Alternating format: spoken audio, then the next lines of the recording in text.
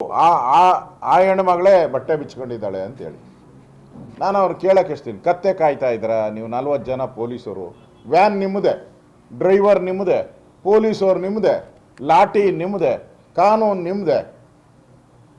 ನಿಮ್ಮ ಕೈಲಿ ತಡೆಯೋಕ್ಕಾಗಲಿಲ್ವ ಹಂಗಾರೆ? ಯಾಕೆ ತಡೆಯೋಕ್ಕಾಗಲಿಲ್ಲ ಹಂಗಾರೆ? ಇದು ಶುದ್ಧ ಸುಳ್ಳು. ಯಾವ ಪೊಲೀಸರು ಇವತ್ತು ಕಳ್ತನ ಮಾಡೋಕ್ಕೆ ಇಳಿದಿದ್ದಾರೆ, 7 ಕೋಟಿ ಬ್ಯಾಂಕ್ ದರೋಡೆ ಮಾಡಿದ್ರು, ನಮಗೆಲ್ಲ ಗೊತ್ತಿರೋ ಅಂಥ ಘಟನೆ. ಇವತ್ತು ಅದೇ ಪೊಲೀಸರು ದುಶ್ಯಾಸನದ ರೀತಿಯಾಗಿ ಹಲ್ಲೆ ಮಾಡಿರ್ತಕ್ಕಂಥದ್ದು, ವಿವಸ್ತ್ರ ಮಾಡಿರ್ತಕ್ಕಂಥದ್ದು, ಇದು ತನಿಖೆ ಆಗಬೇಕು. ಈಗಾಗಲೇ ಮಹಿಳಾ ಆಯೋಗ ನೋಟಿಸ್ ಸರ್ವ್ ಮಾಡಿದ್ದಾರೆ ಇದಕ್ಕೆ. ನಾವು ನ್ಯಾಷನಲ್ ಮಹಿಳಾ ಆಯೋಗ, ಸ್ಟೇಟ್ ಅಲ್ಲ, ಸ್ಟೇಟಲ್ಲಿ ಬಂದು ಸರ್ಟಿಫಿಕೇಟ್ ಕೊಟ್ಟು ಹೋಗಿದ್ದಾರೆ. ಯಾರು ಪರವಾಗಿರ್ಬೇಕಾಯ್ತೋ ಅವರು ಸರ್ಟಿಫಿಕೇಟ್ ಕೊಟ್ಬಿಟ್ಟು ಹೋಗಿ ಅಲ್ಲೇ ಸ್ಟೇಟ್ಮೆಂಟ್ ಮಾಡಿದ್ದಾರೆ. ಸ್ಟೇಟ್ಮೆಂಟ್ ಕೊಟ್ಟಿದ್ದಾರೆ, ಏನೂ ಆಗಿಲ್ಲ ಅಂತ. ಯಾರು ವಾದ ಮಾಡಬೇಕಾಯ್ತು ಮಹಿಳೆಯರ ಪರವಾಗಿ ಅವರು ಮಾಡಲಿಲ್ಲ ಅಲ್ಲಿ. ಈಗ ರಾಷ್ಟ್ರೀಯ ಮಹಿಳಾ ಆಯೋಗ ಇದರ ಮೇಲೆ ಕ್ರಮ ಇದು ಮಾಡಿದೆ. ನಾನು ಸರ್ಕಾರಕ್ಕೆ, ಇಲ್ಲಿನ ಪೊಲೀಸ್ ಇಲಾಖೆಗೆ, ನೀವು ತನಿಖೆ ಮಾಡದೆ ಮುಂಚೆ ಕ್ಲೀನ್ ಚಿಟ್ ಹೆಂಗೆ ಕೊಟ್ರಿ? ಮತ್ತು 40 ಜನ ಬೇಕಾಗಿತ್ತಾ? ಆ ಒಬ್ಬರನ್ನ ಕರ್ಕೊಂಡು ಹೋಗೋಕ್ಕೆ 40 ಜನ ಬೇಕಾಗಿತ್ತಾ? ಯಾರು ಒತ್ತಡದ ಮೇಲೆ ಮಾಡಿದ್ರಿ? ಯಾವ ಇನ್ಫ್ಲೂಯೆನ್ಸ್ ಇತ್ತು? ಇವೆಲ್ಲನೂ ಕೂಡ ಕ್ವಶನ್ ಮಾರ್ಕ್ಸೇ ಇರೋದು ಎಲ್ಲರ ಜನಗಳ ಮನಸ್ಸಲ್ಲೂ. ಅದಕ್ಕೆ ನಾವು ಇದನ್ನು ನ್ಯಾಯಾಂಗ ತನಿಖೆಗೆ ಕೇಳ್ತಾ ಇದ್ದೀವಿ. ಅದು ಆಗಬೇಕು ಅನ್ನೋ ದೃಷ್ಟಿಯಿಂದ ಅದುವರೆಗೂ ಕೂಡ ಪೊಲೀಸ್ ಇನ್ಸ್ಪೆಕ್ಟರ್ನ ಸಸ್ಪೆಂಡ್ ಮಾಡಬೇಕು. ಮತ್ತು ಯಾರು ವ್ಯಾನ್ ಒಳಗಡೆ ಇದ್ದರು ಅವ್ರ ಮೇಲೂ ಅವ್ರನ್ನೂ ಸಸ್ಪೆಂಡ್ ಮಾಡಬೇಕು. ಇಷ್ಟು ಆಗ್ರಹವನ್ನು ನಾವು ಮಾಡ್ತಾಯಿದ್ದೀರಿ. ಈ 3 ಪಾಯಿಂಟು ನಾವು ಇಟ್ಕೊಂಡು ಆಗ್ರಹವನ್ನು ಮಾಡ್ತಾಯಿದ್ದೀರಿ. ಅದಕ್ಕೋಸ್ಕರ ಇವತ್ತು ನಾನು ನಮ್ಮ ಛಲವಾದಿ ಬಂದಿಲ್ಲ, ಛಲವಾದಿ ನಾರಾಯಣ ಸ್ವಾಮಿಯವರು, ನಾವು ಎಲ್ಲರೂ ಕೂಡ ಇವತ್ತು ಮಹೇಶ್ ತೆಂಗಿನಕಾಯಿಯವರು ನಾವೆಲ್ಲರೂ ಕೂಡ ಇಲ್ಲಿ ಬಂದು ಪ್ರತಿಭಟನೆ ಮಾಡೋ ಮುಖಾಂತರ ಸರ್ಕಾರಕ್ಕೆ ಎಚ್ಚರಿಕೆಯನ್ನು ಕೊಡೋಕ್ಕೆ ನಾವು ಬಂದಿದ್ದೀವಿ.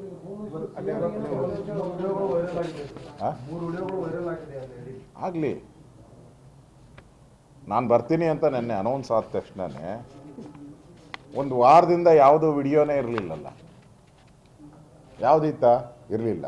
ನಾನು ಬರ್ತೀನಿ ಅಂತ ಗೊತ್ತಾದ ತಕ್ಷಣವೇ ನಾನು ಯಾವಾಗ ಅಲ್ಲಿ ಆವಾಜ್ ಹಾಕಿದೆ, ಯಾವಾಗ ಗಡುವನ್ನು ಕೊಟ್ಟಿದೆ, ಆ ವಿಡಿಯೋ ಬಿಡುಗಡೆ ಆಯಿತು.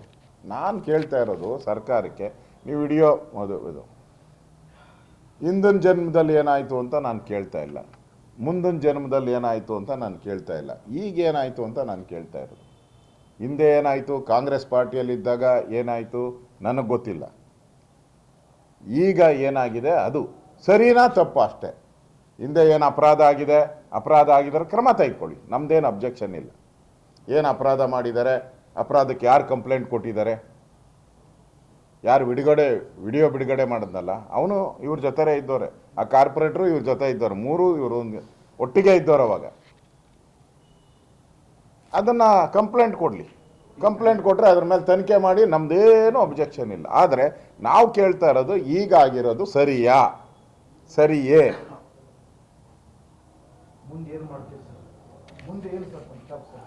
ಈಗಾಗಲೇ ನಾನು ಪ್ರಹ್ಲಾದ್ ಜೋಶಿ ಅವ್ರ ಜೊತೆನೂ ಕೂಡ ಮಾತಾಡಿದ್ದೀನಿ. ನಾವು ಈಗಾಗಲೇ ಇದರ ವಿರುದ್ಧ ಧ್ವನಿ ಎತ್ತಿದ್ದೀರಿ, ಹೋರಾಟ ಮಾಡ್ತಾಯಿದ್ದೀರಿ. ಇವತ್ತು ನೆನ್ನೆನೂ ಕೂಡ ನಮ್ಮೆಲ್ಲ ಕಾರ್ಯಕರ್ತರೆಲ್ಲ ಪೊಲೀಸ್ ಸ್ಟೇಷನ್ಗೆ ಮುತ್ತಿಗೆ ಹಾಕಿ ಹೋರಾಟ ಮಾಡಿದ್ದಾರೆ. ಇವತ್ತು ನಾವು ಕೂಡ ಬಂದಿದ್ದೀರಿ. ಇದನ್ನು ಇಲ್ಲಿಗೆ ಬಿಡಲ್ಲ. ರಾಜ್ಯಕ್ಕೆ ಕಳಂಕ ಬರೋ ರೀತಿ ಪೊಲೀಸ್ ಇಲಾಖೆ ನಡ್ಕೊಂಡಿದೆ. ಈ ರಾಜ್ಯದಲ್ಲಿ ಕಾನೂನು ಸುವ್ಯವಸ್ಥೆ ಇದೆಯೋ ಇಲ್ಲೋ ಅನ್ನೋದು ಅರ್ಥ ಆಗ್ತಾ ಇಲ್ಲ. ಈ ಮುಖ್ಯಮಂತ್ರಿ, ಉಪಮುಖ್ಯಮಂತ್ರಿ ಕುರ್ಚಿ ಗಲಾಟೆಯಲ್ಲಿ ಕಳೆದ 1 ವರ್ಷದಿಂದ ನೀವು ಬೆಳಗಾವಿ ಅಧಿವೇಶನ ನಡೀತಾ ಇದೆ, ಅಲ್ಲಿ ಒಬ್ಬ ಮಹಿಳೆಯನ್ನು ವಿವಸ್ತ್ರ ಮಾಡಿ ಕಂಬಕ್ಕೆ ತಂದು ಕಟ್ಟಾಕಿದ್ರು, ಲೈಟ್ ಕಂಬಕ್ಕೆ ಕಟ್ಟಾಕಿದ್ರು. ಕ್ರಮ ಏನು ಮಾಡಲಿಲ್ಲ ಈ ಸರ್ಕಾರ. ಸುಮ್ಮನೆ ಅರೆಸ್ಟ್ ಮಾಡ್ತೀರಿ, ಕಳಿಸ್ತೀರಿ ಜೈಲಿಗೆ ಅಂತ ಹೇಳ್ತಾರೆ, ಆಮೇಲೆ ತಿರುಗಿ ಬೇಲ್ ಮೇಲೆ ಬರ್ತಾರೆ ಅವರೆಲ್ಲ ಕೂಡ. ಮೈಸೂರಲ್ಲಿ ನೀವೇ ನೋಡಿದ್ದೀರ, ಪಾಪ ಬೆಲೂನ್ ಮಾರ್ತಾ ಇದ್ದಂಥ ಒಬ್ಬ ಮಗು 4-5 ಜನ ರೇಪ್ ಮಾಡಿದ್ರು. ಇದು ಸಿದ್ದರಾಮಯ್ಯನವರ ಅದೇನು ಹೇಳಿದ್ರಲ್ಲ ಸಾಧನೆ, ಅವರು ದೇವರಾಜ ಅರಸನ್ನು ಮೀರಿಸ್ಬಿಟ್ಟಿದ್ದೀನಿ ಅಂದ್ರಲ್ಲ, ಈ ರೇಪ್ಗಳಲ್ಲಿ ಮೀರಿಸಿದಾರ ಈ ಸರ್ಕಾರ? ಈ ರೇಪ್ಗಳು ಆಗ್ತಾ ಇದೆಯಲ್ಲ, ಒಟ್ಟು 43,000 ಪ್ರಕರಣಗಳು ಇಲ್ಲಿ ಆಗಿದೆ ಕರ್ನಾಟಕದಲ್ಲಿ 2.5 ವರ್ಷದಲ್ಲಿ. ರೇಪು, ಬಾಲ್ಯ ಕಾರ್ಮಿಕರದು ಮತ್ತು ಪೋಕ್ಸೋ ಇವೆಲ್ಲ ಸೇರಿದ್ರೆ 43,000 ಕೇಸ್ ಆಗಿದೆ ಈ ಸರ್ಕಾರದ ಮೇಲೆ. ಇದಕ್ಕಿಂತ ಕಳಂಕ ಬೇಕಾ? 2.5 ವರ್ಷದಲ್ಲಿ, 2 ವರ್ಷ 7 ತಿಂಗಳಲ್ಲಿ ಆಗಿರೋವಂಥ ದಾಖಲೆಗಳು. ನಾನು ದಾಖಲೆ ಕೇಳ್ತಾ ಇದ್ದೀನಿ, ಬೇಕಾದ್ರೆ ಹೇಳ್ತೀನಿ.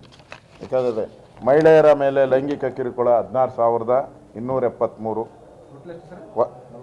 43,053, 43,053. ವರದಕ್ಷಿಣೆ ಕಿರುಕುಳ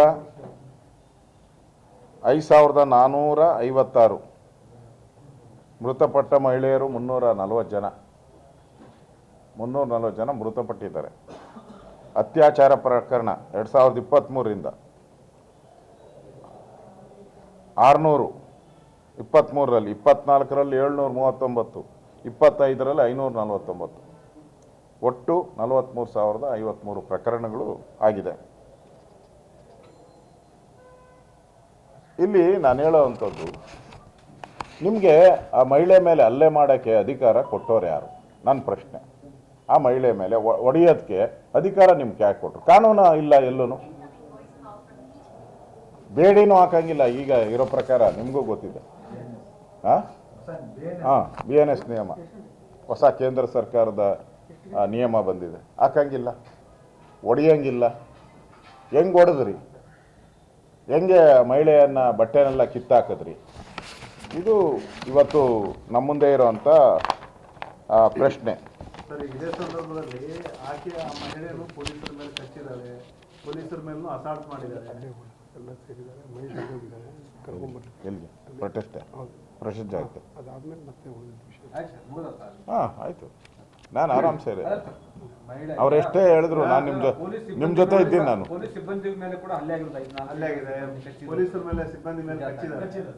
ಯಾರು ಹೇಳ್ತಾ ಇದ್ದಾರೆ? ಮಹಿಳೆ ಅವರೇ ತಾನೇ ಹೇಳ್ತಾ ಇರೋದು.